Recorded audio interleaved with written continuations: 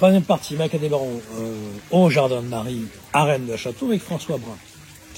Alors, on était à Amboise et la tradition de Martinez de Pasquali, et on parlait de mon grand-père Guittieu aussi également, par rapport au templarisme, et également par rapport à la tradition hermétique. Oui, tout à fait. Donc j'avais commencé à dire que lorsqu'il est intervenu, je suis venu avec des amis, vous voyez, donc ce genre aussi de travail, ce genre de comment dirais-je, de altruisme, de donner aux autres, de transmettre, de déposer chez d'autres quelque chose, a fait que nous on s'est retrouvés cinq personnes et on a mangé à la maison. J'avais à ce moment-là une propriété à côté d'Amboise, avec 12 hectares de vignes, et nous sommes rendus donc à Amboise même. Et bon, j'ai eu la chance de revoir Guittieu parce qu'on se voit pas toujours. Il a fait son intervention, alors donc axé sur Martinez de Pasquali, mais effectivement sur la continuité, ce qui est très intéressant, parce qu'on parlait des eaux, on parlait d'oiseaux, mais la continuité, ça a été que, et il faut le rappeler, que Martinez de Pasquali a quand même transmis tout ce qu'il savait, et je rentre pas dans le détail, mais à Villermoz et à Luque-Saint-Martin, et ces deux voies, c'est extraordinaire parce que ces deux voies ont créé le martinisme et le rite écossais rectifié, qui s'est souché quand même, comme le dit Erin Magui dans le bibliothécaire de Grand Orient, qui s'est souché sur la stricte observance templière. Mais c'est là que je m'interviens, parce que souvent les gens, quand on travaille sur une voie, eh ben on impose sa voie à quelqu'un d'autre. Alors que je pense qu'on est au temps moderne, où il faut, comme dit l'adage maçonnique, il faut rassembler ce qui départ. Les choses sont défragmentées parce que c'était peut-être le moment à l'époque, mais il faut réunir tout ça pour faire un message complet. Parce qu'autrement, le message n'est pas complet. Et donc, pourquoi je dis ça? Parce qu'après, la voie de Luque-Saint-Martin est devenue le martinisme, dans lequel on retrouve juste un seul grade, mais avant, il y a des degrés probatoires, ce qu'on appelle, c'est-à-dire associé initié, et ça devient après un supérieur inconnu. Que veut dire un supérieur inconnu? C'est quand même intéressant de travailler dessus, parce que tout le monde parle d'inconnu et donne même les noms, des fois, c'est quand même très intéressant. Et puis, je suis un peu du mot, mais, et puis, comment ça s'appelle, Villermoz a travaillé beaucoup sur, vous savez, beaucoup, tous, qui est le chevalier bienfaisant de la Cité Sainte, ce qui est très intéressant parce que le chevalier bienfaisant de la Cité Sainte était le corrélaire souché sur le chevalier du Temple. Mais qui était le Templier? Qui était le Temple? Et quand on dit chevalier bienfaisant de la Cité Sainte, ça me rappelle cette histoire de Godefroy de Bouillon. Vous allez voir, il y a un lien. Le Godefroy de Bouillon à Jérusalem, quand on lui a demandé de devenir le roi de Jérusalem, Jérusalem, la ville de la paix, et comme quoi on peut faire des connexions avec peut-être un autre plan, il a refusé en donnant la place à son frère Baudouin, et lui, il a décidé juste d'être avoué du Saint-Sépulcre. Donc peut-être que là, on touche un secret, qui est le temple a été créé pour protéger autre chose encore. Alors, j'ai envie de transmettre quand même, mais le Godefroy de Bouillon appelait ça le Seigneur de la Porte. Vous voyez, on est en train de frôler la frontière, un peu comme dans certaines églises, quand tu parlais tout à l'heure de Lasnas. Oui. Bah, plus loin, il y a un village qui s'appelle Audenas. L'Audin, et ensuite on arrive à Avenas, et j'engage tout le monde avec par contre respect et méditation de rejoindre Avenas où il y a une petite église extraordinaire, et dans cette église il y a un hôtel extraordinaire parce qu'il est consacré, c'est très très rare, avec des services, des staticas, et il y a une mandole au milieu, et là vous voyez il y a un lien, parce que la mandole c'est le seul moment où on appelle le Christ le Pantocrator, Pan, créateur, le créateur de tout. Mais cette mandole à faire penser à une vulve ésotérique, donc à la naissance, un passage, et donc peut-être qu'on nous parle vraiment d'une porte pour pouvoir communiquer. Alors comme disent certains ordres, comme l'ancien mystique ordre de la Rose-Croix, qui parle de travailler la glande pituitaire, enfin la glande pinéale, pardon. La glande pinéale, mais rappelez-vous d'ailleurs, la glande pinéale c'est intéressant parce que on représente souvent dans des édifices compagnoniques des piliers avec des pommes de pin, pinéal peut-être, et souvent on retrouve des rois avec dans leur blason l'écureuil, très intéressant, et tout ça, voilà, voilà. Donc vous savez, il y a toujours quelque chose, on peut pas maîtriser tout, mais au moins on peut comprendre qu'il y a des pièces de puzzle qu'on peut associer par le son, par la forme, par la couleur, tout en sachant qu'on ne connaîtra peut-être jamais le dessin sur la boîte du puzzle. Donc voilà. Et le lien avec Orval aussi, et donc, pour Godefroy. Exactement. C'est important dans l'application templière. Et là, on est tout près d'Argigny, on est tout près de chez Max à Cogny. Alors, je voulais justement revenir là-dessus, c'est que par rapport à... Alors, on le connaît, Guittieu, oui, et puis l'autre Max, mais Guittieu, par exemple, qu'on appelle Michel Darcos dans les livres récemment publiés, c'est très, très intéressant parce que moi, il m'a apporté une chose un jour, enfin, même plusieurs choses, mais j'ai eu la chance, entre le calendrier sacerdotal et ainsi de suite, il faut toujours travailler. Et d'ailleurs, on se retrouve au rythme RE2A où, au grade de compagnon, on dit gloire au travail. C'est pas anodin. Et on travaille pas assez, on médite pas assez. D'ailleurs, dans notre studio, on dit toujours prie, lis, relis et travaille. Et il y a des choses qui viennent toutes seules après. Et on comprend un peu mieux la symbolique, le langage, peut-être des oiseaux, qui est peut-être le langage des anges, hein, ou peut-être qu'une autre dimension essaye de parler avec nous avec ce genre de capacité de compréhension. Alors pour revenir sur l'idée, un jour, je suis arrivé chez lui, et puis alors de manière, une simplicité avec sa grand-mère Margot, je rappelle d'ailleurs parce que c'est très intéressant, première sage-femme à avoir obtenu la Légion d'honneur. C'est intéressant parce que c'est pas comme maintenant, hein, on fait tout et n'importe quoi, mais c'était quand même à un moment donné un support de dire voilà, est-ce qu'on doit écouter certaines personnes, qui est dépositaire d'ailleurs de Piob concernant la géomancie, qui est publié aussi sur les éditions Cosmogone à Lyon. Bon, voilà, on pourrait parler énormément. Et ce qui m'a apporté un jour, c'est que, vous savez, le grand combat d'aujourd'hui, c'est la maçonnerie a-t-elle une filiation templière?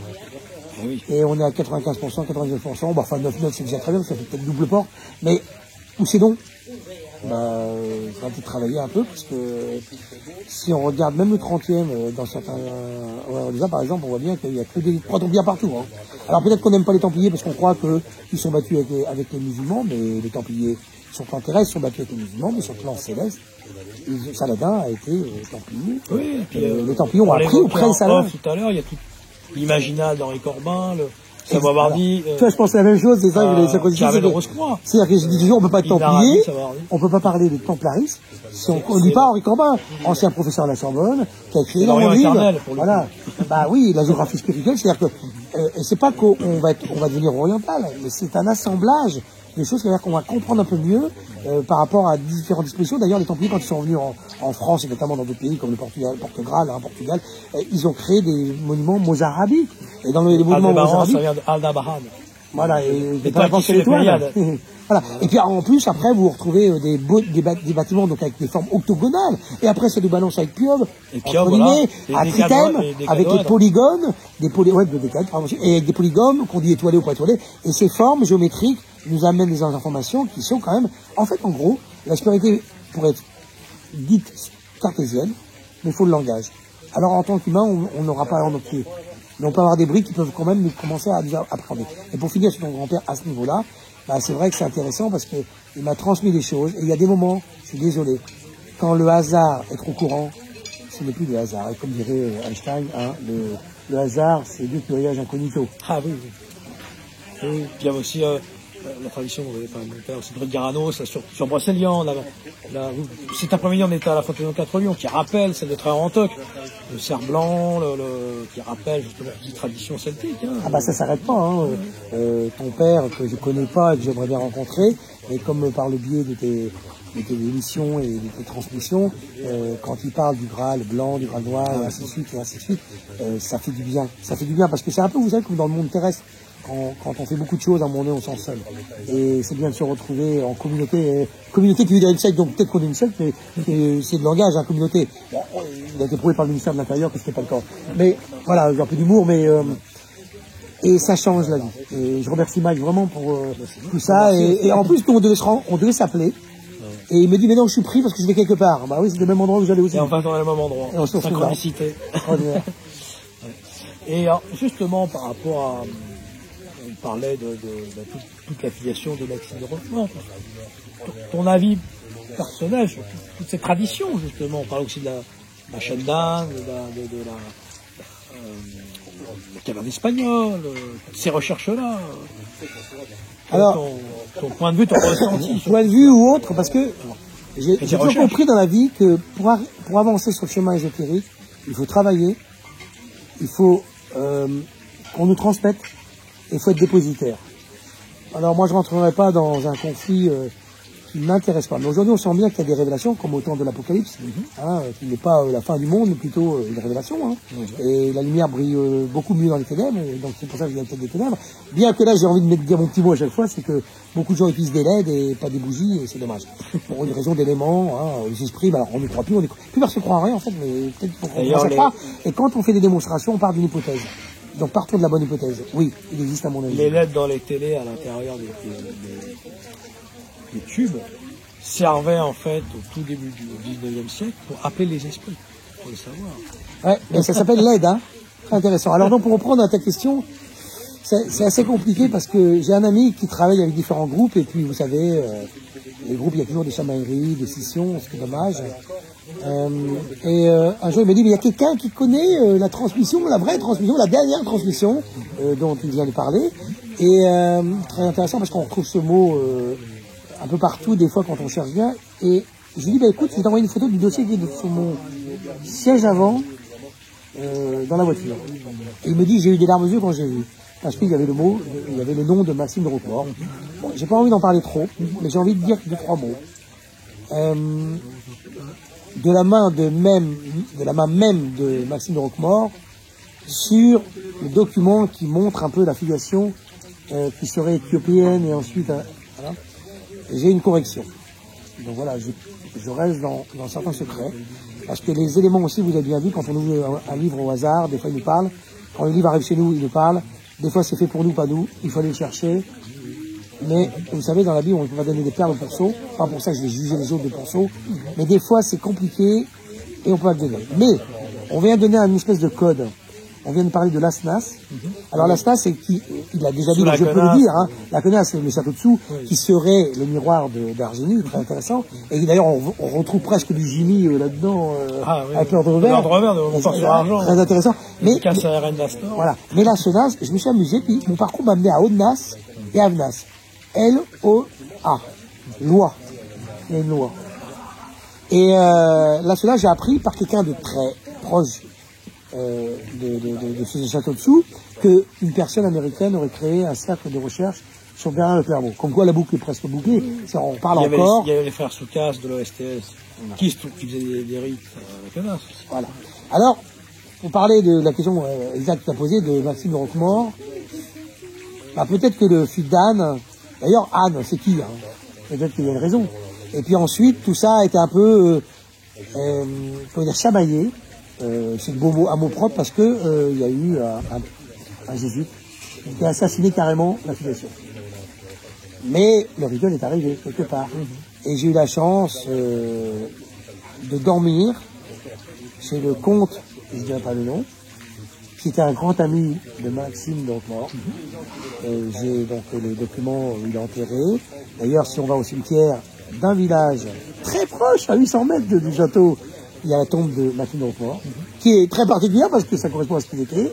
Vous savez, tout ça, ça rejoint aussi les messages secrets. On avait parlé aussi que tout ça, on trouvait que il y a un secret de l'OTAN en Suisse. Enfin, il y a plein de choses qui bougent. Mais tout ça, c'est très intéressant. Ça veut dire quelque chose. Voilà. Pour Angélique. Société Angélique. Voilà. Alors après, il y a un abbé Gélis qui peut ça. On n'est pas loin du Randivaldo. Alors après, c'est comment faire le joint entre les Templiers, Guic et Net, tout ça. Bah, en fait, je sais pas si on a. Est-ce qu'on peut présente aussi. Bah, et il paraît que c'est 2 Templiers qui ont créé la Suisse. D'ailleurs, la croix est à l'envers au niveau des couleurs, mais c'est toujours rouge, blanc. Et c'est dommage, il faudrait que je te donne la photo. Et cet après-midi, j'ai pris une photo parce que juste au passage où on arrivait, il y avait des fleurs rouges-blanches. Ouais. Ça rappelle le rosier rouge et blanc de Gabriel Carmy. Qui souvent devant des portes pour l'information. Alors pas d'ailleurs Patricia Daré dans son livre. Oui, parce que l'inspiration vient du tort du temps de Gabriel Carmy. Donc, pour moi, quelle est la finalité? C'est déjà un cadeau de la vie.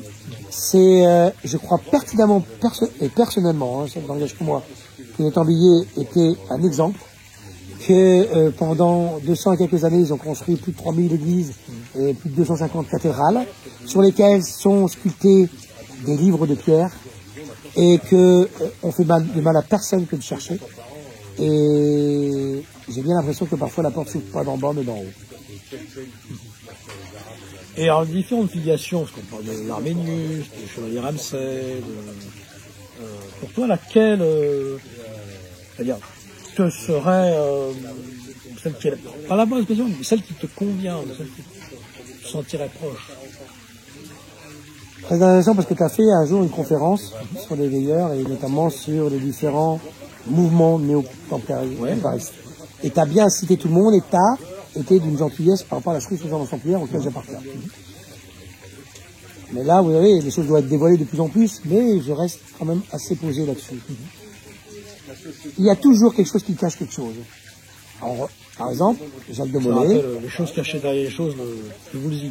C'est un morceau qui... il vivait dans un château médiéval, lui. Voilà, Il parle de Brocéliande, en fait. Voilà. Et puis, oui. Et puis, donc, Jean Mollet, on pourrait dire, il est parti, mais c'était peut-être que le maître restait ailleurs. Peut-être qu'il y avait un deuxième cycle dessous, il y a un troisième, hein. Un peu comme dans les bâtiments de chrétiens où on a toujours une configuration cosmétique dans l'architecture et que quand on psalmodie ou qu'on annonce des prières comme les mantras, et tout ça, ça véhicule des vibrations qui sont bien contrôlées, qui vont dans l'autel, qui vont dans la clé dessous, et ensuite dans la source qui est normalement dessous et qui après va nourrir le reste de la terre, notre chère terre-mère. Ce qui est intéressant là, dans la question que tu poses, c'est que j'ai eu la chance de travailler beaucoup et d'aller sur l'île de Mule, comme il a été prescrit, sur l'île de Iona. Et là, il y a plein de choses qui se passent. Avec des rituels, bien sûr, et des rituels, arrêtons de dire que c'est spéculatif, sinon on ne dépend pas. C'est opératif. Et donc, dans ces différents niveaux, il y a des ordres intérieurs.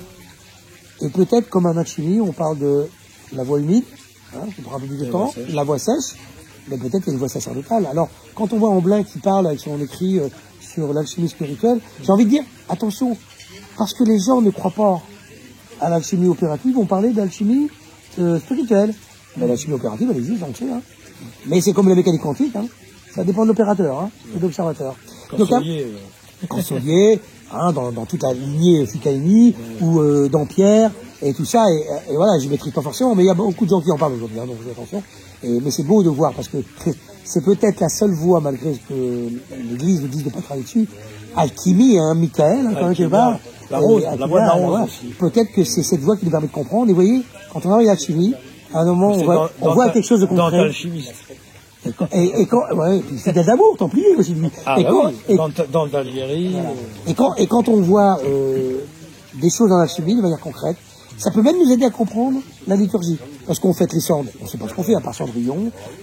La chandeleur, c'est des crêpes, pourquoi on fait des crêpes. Et le popularisme, au bon sens du terme, a toujours véhiculé dans ses comptines, comme dirait Burchalinas, par exemple, avec la souris verte, le vert qui sourit, et l'escargot tout chaud, escar, qui brûle, l'ego, la pierre qui brûle, enfin bref. Et en gros, tout est là, et on le conserve, mais on en a oublié un peu c'est un peu comme la parole perdue. C'est comme là, on est derrière Magdalena, derrière l'église Magdalena, Marie-Madeleine, et puis il y a toujours un crâne. Mais d'ailleurs, c'est souvent un faux crâne, et pas un bon crâne. Parce que normalement, la mâchoire inférieure devrait être absente.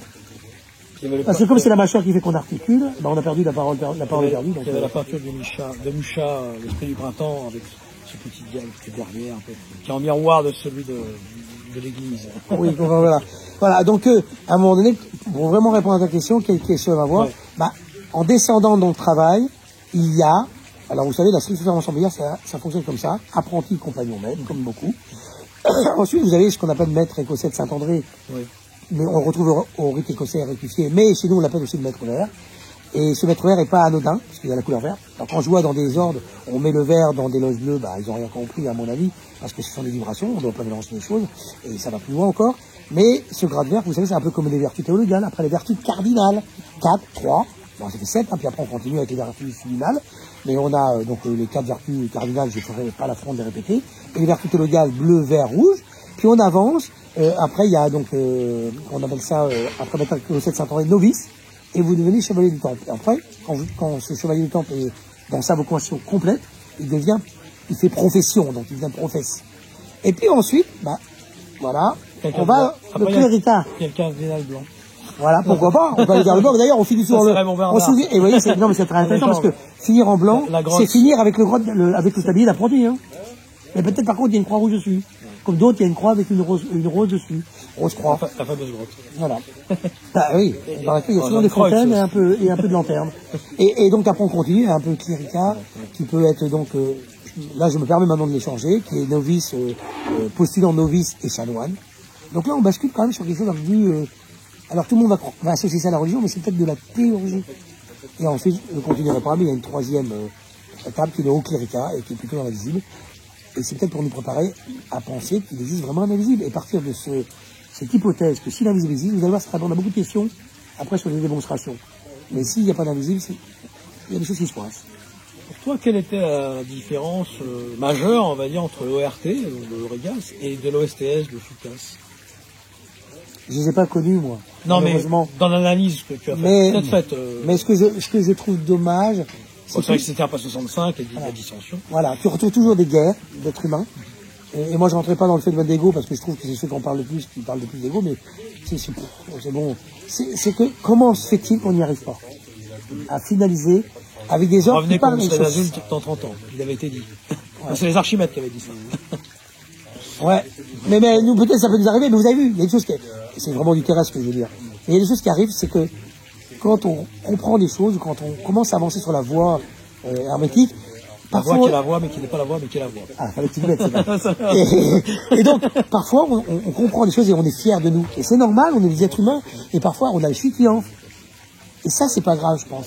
C'est bien de penser qu'on a le droit à des cadeaux par des gens ou des entités autres. Mais par contre, il faut vite en être conscient. Des fois, on passe plus les portes. Exact. Il faut mettre des bas de contention pour y aller. Raconte-nous, parce que j'en parlais dans une conférence justement de Ponferrada, du château de Ponferrada, un château des Ailleurs, peut-être. Raconte-nous ton expérience là-bas, justement, Ponferrada. Bon, c'est pas un château si connu que ça, dans le Templariste. Ouais, alors Ponferrada, je vais peut-être juste esquisser la question, oui, bien sûr, oui. Mais deux anecdotes. La première, Paolo Coelho, que j'ai eu la chance de rencontrer, avait été à Ponferrada. Il y a tout un parti de membres, presque peut-être de l'ordre de l'épée, je sais pas, qui ont essayé de lui transmettre quelque chose et ça n'a pas passé. Et lui-même, il écrit dans son livre La montagne de Compostelle, je sais plus. Et ensuite, j'ai eu la chance, pour arriver à Ponferrada, quand on est parti du refuge d'avant, on avait le choix de deux voies. Une qui faisait 8 km de plus que l'autre. Et je vous dis, 80% des gens ont pris la voie qui avait 8 km en moins. Et nous, on a pris la voie où il y avait le 8 km en plus. Oui. Et bien, quand on est arrivé, ils nous ont raconté leur histoire. C'était très dur, parce qu'en fait, ils ont pris du goudron, avec des klaxons de camions. Et nous, on a pris la montagne. Mais si vous voyez les photos que j'ai prises, bah, ça suffit. Avec des fleurs. Ce qu'on peut retrouver en montagne, dans les hauts lieux, en fait. Et peut-être que ça démontre que on ne peut pas avancer si on ne travaille pas. Oui, la Ponferrada, après, bien sûr, c'est au niveau architecture, bah, on voit bien le côté templier, le fortifié. Oui.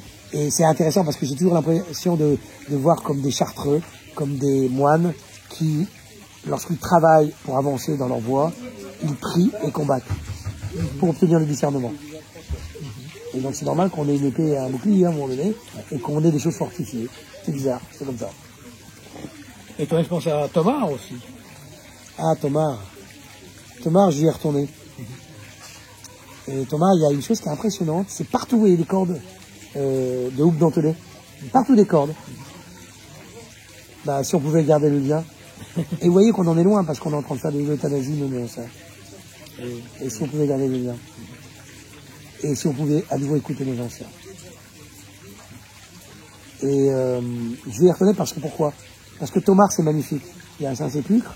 Et effectivement, un vieux monsieur est venu me dire que ce Saint-Sépulcre avait une justification parce que le roi du Portugal, on l'a dit tout à l'heure, Portugal, était le cousin aussi d'un grand maître templier. Voilà, tout est continué. L'histoire a continué. On pourrait raconter différentes histoires, mais en tout cas, il y a une filiation, quoi qu'on en dise. Et je voudrais y retourner parce qu'il y a une petite église, vous voyez, qui est anodine, dans le village. Et quand on y va prier, on marche sur les stèles des commandeurs templiers.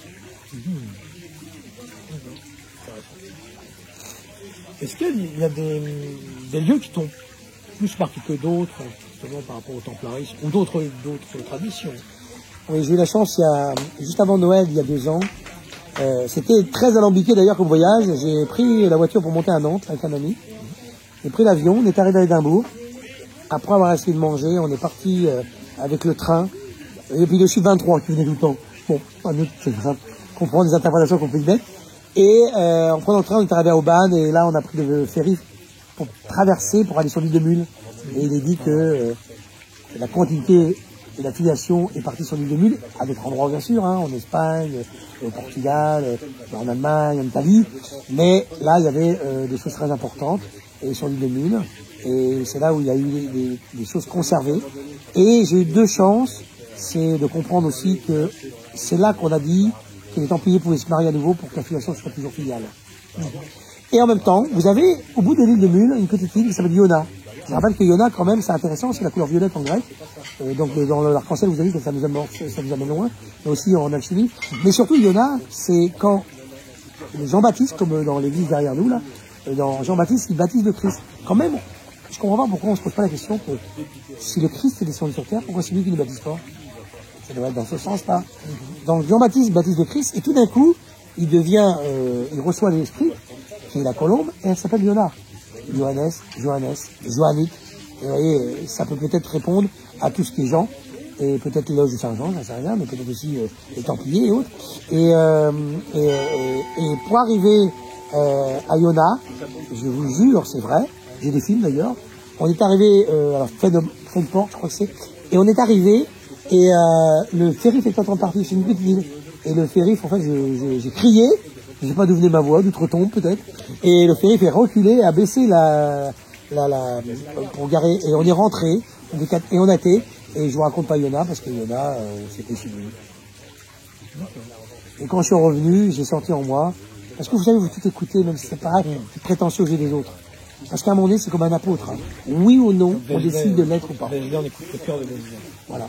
Bah, on écoute le cœur de Vézélé, puis d'ailleurs, encore une abbaye Marie-Madeleine. C'est intéressant. Comme à Combe, d'ailleurs, artistique, dans l'innovation, Vézélé sur le chemin de Compostelle. Alors, vous voyez, bon, ça, c'était la voie de Paris. Paris la Tour Jacques. D'ailleurs, vous voyez, à Vézelay, pas à Vézelay, mais à Paris, quand on parlait de la Tour Jacques, il y a encore des sculptures. Et vous avez une espèce d'Atlante. La Tour Saint-Jacques, oui. Vous avez une espèce d'Atlante. Et il a une oreille en forme de coquille. Extraordinaire. Alors, la coquille, on va pas en parler parce que ça prend du temps. L'île des veilleurs, dans Freilweisen, on revient sur les veilleurs. Et là, c'est plutôt la tradition, là, tout ce qui est Cotignac, Montfort-sur-Argent, tout ce coin du Var, là. On dit que c'est Éridan, le Var et le miroir de l'Aude. L'Aude, heureusement que pas loin de l'Aude, il y a le Sault, ça fait un peu salut, hein. Mais l'île des veilleurs, très intéressant, toujours templariste, hein, mais effectivement, c'était très intéressant. Pour une fois, on parle du chameau, hein, je me souviens du chameau, qui a une connotation beaucoup plus lointaine. En fait, peut-être que les Templiers ont ramené dans l'Occident l'Église intérieure avec un mélange d'informations qui pouvaient nous aider à avancer un peu mieux. Et vous savez, le mot merveille fait que c'est la mer qui veille. Il y a aussi un degré qui s'appelle les veilleurs. Mais attention, à un moment donné, quand on nous transmet des choses, ça nous demande des responsabilités et puis aussi des protections. D'ailleurs, tous les serments se font avec, comme je disais tout à l'heure, que la nature sacrée nous vient en aide. Ça, c'est pour tous les grades ou toutes les transmissions forestières de la nation française. Exactement, bûcheron aussi, hein, tout. Enfin, les 4 grades exactement. Et puis ensuite, il y a aussi chez nous que Dieu nous vienne en aide. Alors, ça va loin, parce que les veilleurs, c'est qui? Est-ce que ce sont des êtres? Est-ce que ce sont des êtres qui ont une partie d'eux à moitié terrestre, à moitié céleste, et que ils se retrouvent parfois dans des assemblées célestes, et que parfois même ils sont initiés directement par le céleste, un peu comme nous transmet parfois l'Apocalypse, si on regarde bien, ou ce qu'on appelle les 7 instructions au frère Saint-Jean. Et vous savez, dans la stricte observance templière, il y a une particularité comme le RER, et qui n'a rien à voir avec les obédiences, c'est que tout le monde est initié ailleurs, et nous sommes reçus. Alors, est-ce que nous avons été initiés avant, il y a bien longtemps, ou nous sommes reçus que pour être un jour initiés? Et initié, j'aime bien dire ces choses-là, même avec ton grand-père, ce qu'on appelle la solution, mais ça vient de initier. Et comme on fait des fois du tonnerre, et puis qu'on zigzague, comme la rune, peut-être qu'on reçoit un coup de foudre, et l'adage disait béni soit celui qui reçoit de la foudre. Pour toi, qui seraient, pardon, hein, parce que... qui seraient les supérieurs inconnus? Alors, il y a des livres qui sont sortis, c'est intéressant parce que dès qu'on parle de supérieurs inconnus, on nous donne des noms. Oui. Intéressant. J'aime bien un de mes amis qui disait... Lovecraft en parlait. Oui, enfin, il y a 3 grades de supérieurs inconnus. On le retrouve dans Martinis, supérieur inconnu. On le retrouve aussi à la stricte observance templière, le supérieur inconnu de l'ordre. Et également dans un grade on dit d'ordre de Melchisédek, parfait inconnu. Mais peut-être qu'on peut dire serviteur inconnu. Il y a vraiment quelque chose. J'adore dire aussi silencieux itinéraire. Et j'ai envie de dire supérieur invisible. Et quand nous, on avance au niveau des grades, on doit s'en remettre à l'obéissance. Vous savez, c'est une trois choses. Pauvreté, comment s'appelle la troisième pauvreté, vous savez, on n'a pas le droit d'aller ailleurs, quoi. Voilà. Mais pauvreté, ça, si ce n'est que, peut-être que les termes ont un autre sens en termes ésotériques. Mais je dirais que supérieur inconnu, c'est comment on commence à nous apprendre à travailler avec des supérieurs invisibles. Et est-ce que c'est utile d'avoir les noms? C'est simplement qu'à un moment donné, la jonction se fait. Mais il y a aussi les maîtres de Zurich. Non. Pardon? Les maîtres de Zurich. Bon, c'est une plaisanterie. Les archers. L'archer. Ah oui, mais enfin bon, là tu vas me parler après, encore un S transpercé d'une lance, hein. Mais on n'en dira pas plus. Qu'on c'est Gergouillesro avec la croix et le serpent. Et bon, en tout cas, ce que tu dis là, c'est intéressant parce que des fois, il y a des symboles, des signes qui montrent qu'on est en train de travailler sur la bonne voie. Sur signe, tu les vaincras. Ouais. Très bien, mais d'ailleurs, les anges qui sont dans l'entrée très intéressant, les anges qui sont dans l'entrée de Rennes-le-Château, par ce signe tu vaincras, bon, c'est bizarre parce que c'est un 4 avec trois traits, hein, simplement. Et puis les couleurs, on regarde, c'est bien les couleurs théologales. Mais l'asmodée, qui est quand même pas le diable, ou ça pourrait être la matière première dans laquelle on va travailler pour regarder les autres. Voilà, matière prima.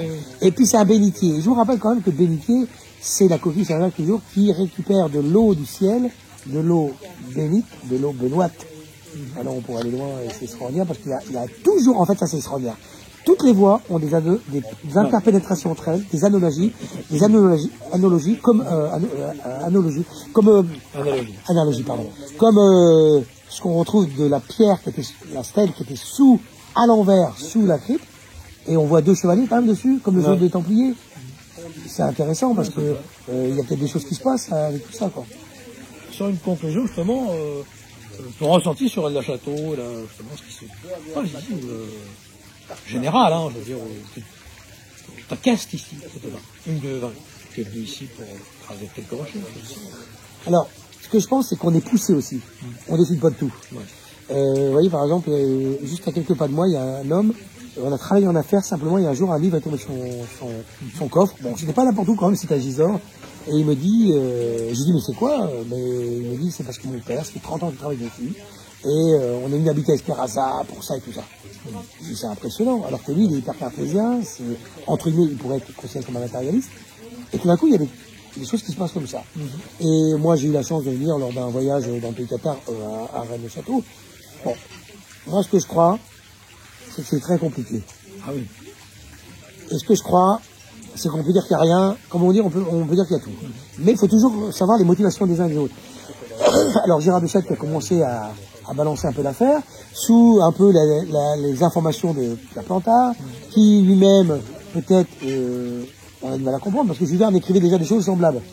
Et puis un jour on dit qu'il est pas, c'est fini, il pense qu'il a la même chose, et puis après, donc c'est un bazar total. Après tout le monde se greffe là-dessus, ça génère des énergies pas forcément les meilleures, mais on va dire qu'il n'y a rien. Il y a la loge Villarmoz qui serait peut-être contre Plantard, enfin il y a la dissension entre Lyon et Rennes-le-Château aussi peut-être. Oui, mais ce qui est bizarre, c'est qu'il y a une fontaine à 4 pions, c'est intéressant. Oui. Mais aussi Villarmoz, c'est intéressant parce qu'il faudrait étudier sa vie pour comprendre plein de choses. Et je parlais de la loge Villarmoz, 56 à Vincent Pion. Bon, on rentre dans les combats, mais on peut pas dire qu'il n'y a rien ici. Ah non. Parce que c'est impressionnant. L'histoire nous raconte quand même qu'il y avait plus de 10 000 Visigoths ici, que les Visigoths avec Alaric II, qui avait fait une espèce de consensus à Agde, qui est une ville grecque qui veut dire abondance. C'est très intéressant de certaines choses. Mais quand même, quand il a pillé Jérusalem, que Rome avait déjà pillé. Alors là, l'histoire est très intéressante. Et oui, le candélabre, et quid de l'Arche d'Alliance, même s'il y a un peu de radioactivité dans certains coins. Mais n'oublions pas quand même que sur l'arc de triomphe de Titus à Rome, lorsqu'il a gagné ce combat contre Jérusalem, il a quand même sculpté toujours l'Arche d'Alliance et puis sculpté le candélabre, mais on ne voit plus le même candélabre qu'on pensait avoir de son plan architectural. Donc, peut-être qu'il faut suivre la voie de l'Arche d'Alliance, et je dirais moi personnellement là-dessus, c'est que l'arche en hébreu vient de rouage, qui veut dire briller, et ça a toujours été les termes de toutes les traditions, briller et lumière. On rappelle tes deux livres principaux, donc sur Compostelle. Les Lumières de Compostelle, édité quand même sous le nom de François de Montréal. Anecdote, parce que quand je l'ai envoyé au éditeur, comme j'habitais à Montréal à ce moment-là avec ma fille, il a mis Montréal, aujourd'hui j'y vais garder ça. Et donc l'abrégé sur la maçonnerie. L'abrégé initiatique et maçonnique. Parce qu'en fait, le mot maçonnique ne devrait pas apparaître, mais voilà, on parle du feu, de l'esprit quand même et du X. Hein, Pour l'éditeur aussi. Alors, pour les lumières de Compostelle, c'est percé. Et pour l'abrégé initiatique et maçonnique, c'est les éditions Cosmogone que j'engage à vraiment consulter. Ils ont une revue après Atlantis qui s'appelle Matière à penser. Et vous savez, ces petites boîtes, d'ailleurs, je vais juste préciser, c'est peut-être peu prétentieux, je sais pas, mais je vais juste préciser que ce livre, je ne donne pas d'argent dessus, tout revient à la boîte d'édition parce qu'on doit contribuer tous à ce genre d'éléments pour continuer à avoir des éditeurs pour ce genre de littérature qui n'est pas forcément grand public. Eh bien, merci beaucoup François, et puis à bientôt. À bientôt, Marc, merci.